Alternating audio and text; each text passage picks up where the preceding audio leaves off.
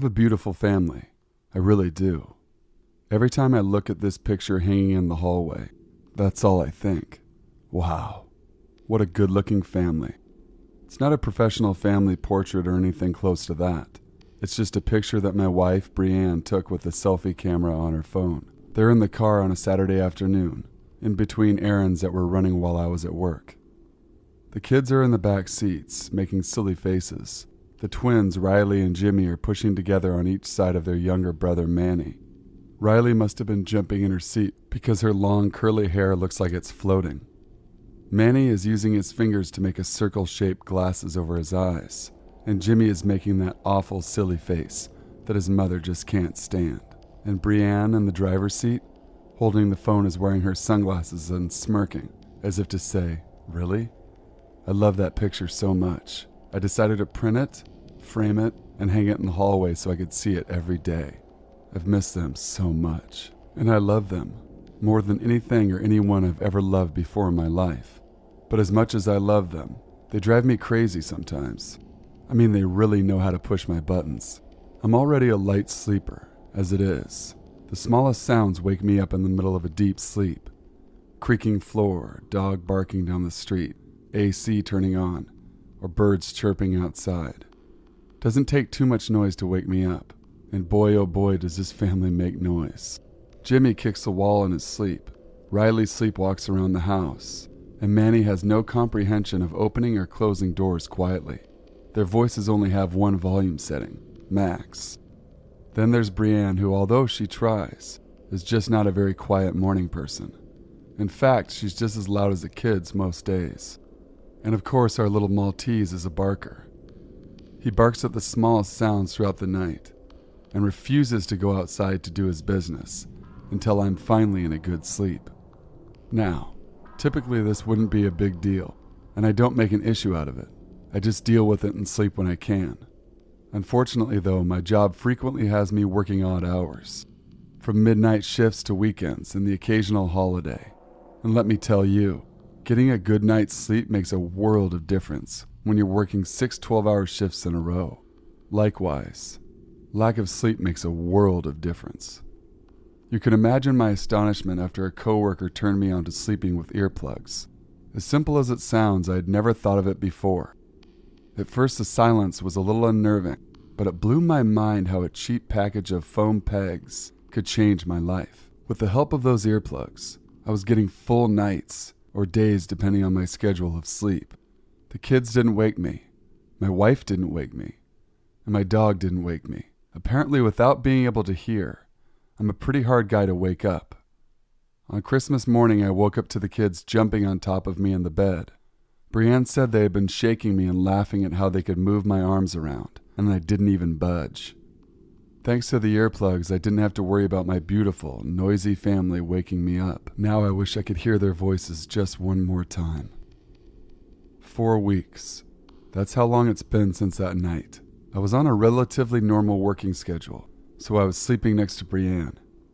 As per usual, my earplugs were in, and I was getting the peaceful night's sleep I had coveted for so long. Still, something stirred me awake in the middle of the night. I was on my left side facing the window. The room darkening curtains let next to zero light in. There's a street light outside that is just far enough away to be visible from my pillow. As bright as it was, the curtains made it look like a dimly glowing orb in the sky. The silence was calming. I slowly turned over to face my wife. It was too dark to see, but I could feel the heat coming off of her. I put my arm around her, but something felt off. She moved her hand to mine and held it just for a moment. I thought to myself she must be laying in an awkward position. The thought left my mind, and I drifted back off to sleep. When I awoke the next morning, I felt wet. It was still too dark for me to see much in the room, but there was an awful stench. I took my earplugs out and was surprised by the silence. The dog wasn't barking. The children weren't laughing or running through the house. And Brianne was still sleeping, silently. She was laying perfectly still. Too still. I reached over and touched her arm. She was wet and sticky. Startled, I jumped back in bed and reached over to my lamp and turned it on. I screamed when I saw the sheets soaked black with blood. I too was covered in my wife's blood. I scrambled over to her and turned her body over to face me. Her throat was slit open, all the way across, and her dead eyes gazed at me. I shouted and cried, crawled off the bed, and ran to check on the children. Blood trailed from our room all throughout the house. In each of their beds, I found their lifeless bodies. Their throats had been cut just like their mother's. There was a bloody handprint across each of their faces. After finding Manny, the youngest, I fell to the floor in a fetal position and cried. I wanted to wake up from this nightmare. I didn't believe it could be real, but it was. I picked myself up and left Manny's room. I noticed a bloody lump on the floor at the end of the hallway. It was our little dog. His head had been twisted around and his body had been butterflied open. The feeling in my stomach was so painful, so sickening. I wanted to vomit it out, but I couldn't. I moved back into my bedroom and picked up my phone and called 911. The police were brutal. I was treated like a monster, but I didn't blame them. For a few days, I even thought that maybe I was guilty. During one of the last interrogations, I even asked if I could get the death sentence in a plea deal. I wanted to die to be with my family. But before I could give my confession, the FBI intervened. It wasn't me, they said. They told me they had been tracking the killer for months. They'd finally gotten some hard evidence, they said. They were close to him. They found a cache of VHS tapes the killer had left behind. He recorded the murders with an old VHS camcorder. It was the same MO with all the murders, they said. He kills the pets and children first, because they make the most noise. Then he sets the camcorder up before killing the mother, covering her mouth with one hand, slicing open her throat. The movement and noises wake up the father, but the killer is always anticipating it. But something went wrong at my house that night. I was the first survivor. They showed me part of the tape, positioned at the foot of the bed. I saw him on top of my wife, cutting her open. Then he sat still and watched me sleep. I hadn't heard anything. I hadn't woken up. Then he laid down on top of my wife. I watched my body begin to stir, but he remained motionless. I saw my arm lift up and over on top of him. I remembered holding her hand that night, but it wasn't hers. It was the killer's. I don't know if they'll catch the killer, and I don't care anymore. I only want to be with my family and that photo on the wall. As I type these final words, my hands are shaking, and my eyes are bouncing between the photo and my pistol. I'm leaving this place to be with my family. I can hear them laughing and playing. The dog is barking and Brienne is calling for me. I'm going to an eternal sleep. No earplugs necessary. Number 2. How does this story begin?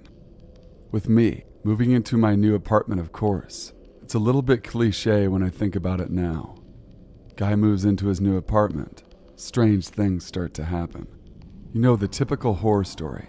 And I'm realizing again that mine isn't that different from this concept. Well, at least I'm still alive. What I'm asking for is help. That's all.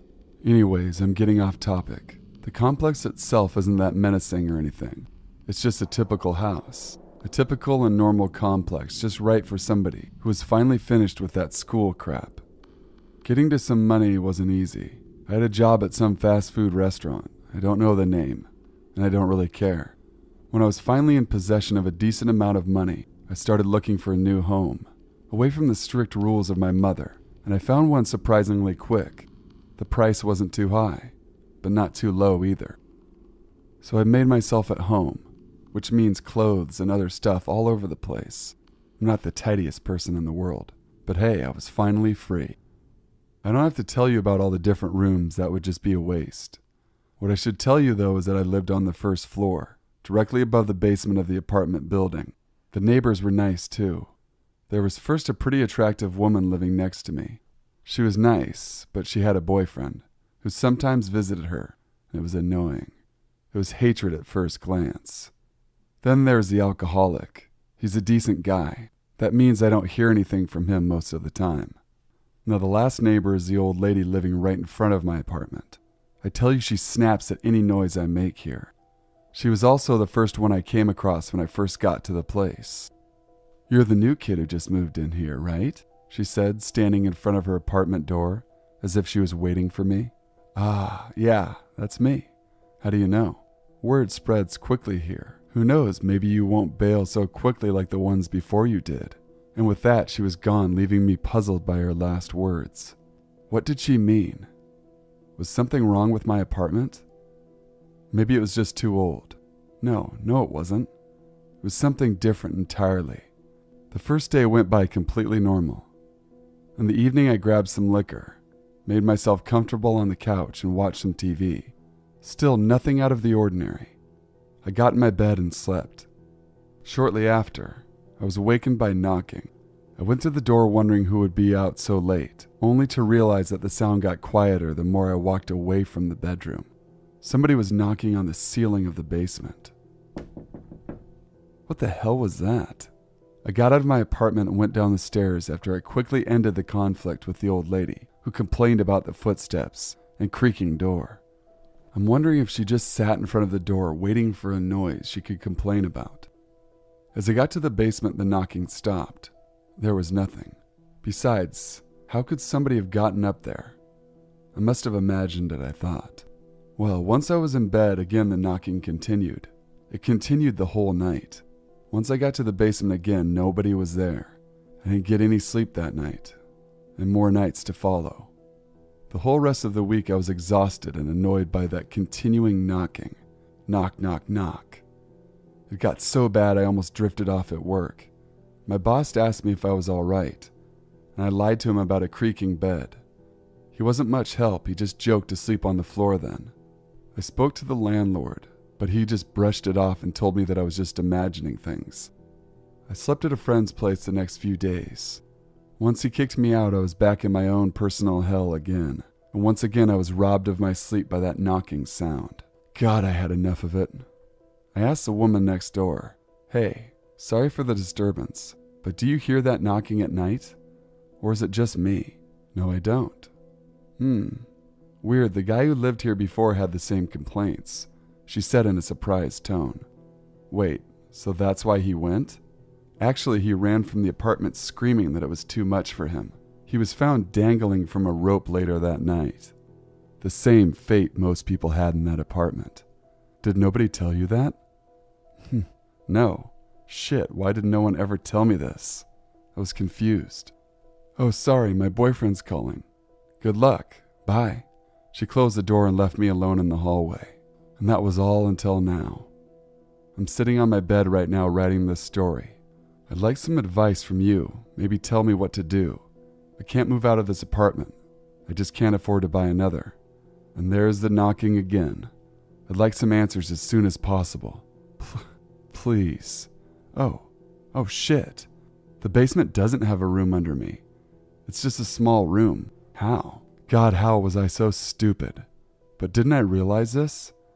But how is this? Oh no. Oh, it's under my bed, isn't it? Fuck! What's that noise? Shit, whatever is under my bed it's laughing. It knows that I know. What am I gonna do, damn it? Help me, please. I can feel it moving underneath me now. Oh God, please help. I hope you guys all enjoyed those 2 stories. Please make sure to leave a like, comment, share, and subscribe to the Sinful Society. And to a very special subscriber, Kristen, hang in there. I know things are bound to get better soon for you. Take care, and don't give up the good fight. Until the next video, guys, stay sinful.